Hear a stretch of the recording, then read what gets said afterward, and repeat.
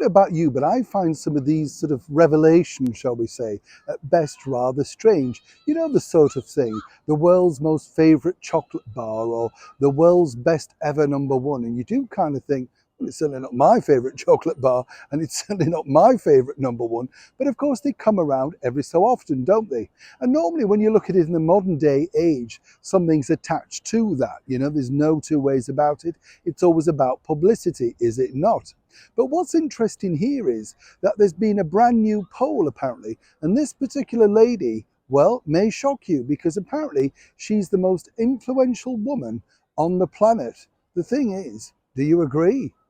Hi, good morning. Neil Sean here. Nice to have your company. And as ever, thank you so much for joining me. Yes, you know, you do look at these things, don't you, and think, wow, you know, where did they get this stuff from? And normally you trail it back to something to do with marketing, PR, somebody's paid for it, that sort of stuff. Now, apparently, this particular lady, that's right, the former First Lady, Michelle Obama, has just recently been voted the most influential woman on the planet. Now, I don't know about you, but I'm sure she's a very nice lady. I met her very briefly, seemed beguiling, seemed nice, and treated our late and beautiful monarch, Her Majesty the Queen, with the utmost respect. So she wins that from me, at least. But what I find strange about this is if you were to say who was the most influential woman on the planet, I would actually probably still say Her Majesty the Queen. 70 years reigning, not a foot wrong, and very inspirational to so many people. The art of decorum, the art of not giving too much away, a little bit of mystique, a little bit of mystery. Obviously, someone like the First Lady has written numerous books now detailing exactly how to get, well, the troubles and strifes of one's life. Now, some might suggest when you've lived in the White House with all those people around you doing everything for you, what could you possibly have wrong? Obviously, it doesn't matter what people have, there are problems. But when you look at it, you do dig a little bit and think, how did Michelle arrive at this prestigious title?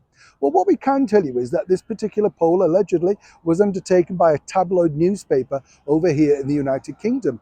Quite why they would pick such a lady, particularly a former First Lady of the United States, remains to be seen. When you think about it, there are so many other deserving people. For instance, Marie Curie, people in history. You know, there are so many people. The Right Honourable Margaret Thatcher. It doesn't necessarily have to be someone living, or does it? And this is just a fun piece, really, because I wanted to share this with you. I wanted to know, who do you think has been an inspiration, particularly in history? Whether, of course, that's ruling out your mum or your dad. I mean, they're obviously inspiration to many different people. But I'm looking at people who, you know, we've seen in history and thought, yes, they did a lot of good or they created stuff. I mean, just springs to mind the former actress and beautiful MGM star Hedy Lamarr, who did so much to put together the world of Wi-Fi that we know today. Sadly, though, although she was recognised, it's bypassed. Yet without her and her inventions and the people working with her, we wouldn't have what we're looking at now. But who do you think in the 21st century world was the most inspirational woman, or indeed man if you want to be unsexist, that's inspired you? Truly love to know. Or is it in fact the former First Lady Michelle Obama? Let me know in the comments below. Neil Sean in the very heart of London.